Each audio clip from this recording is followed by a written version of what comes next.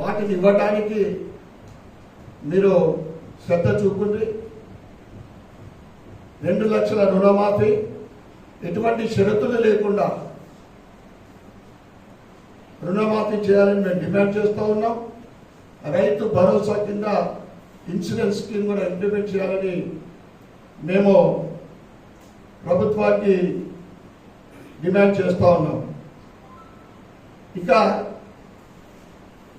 urban నియోజకవర్గ విషయానికి వస్తే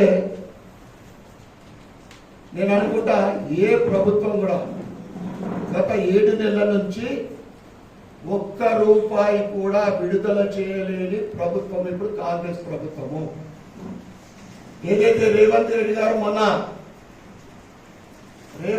గారు గాడిద గుడ్డు చూపెట్టిండు, ప్రజలని పక్కతో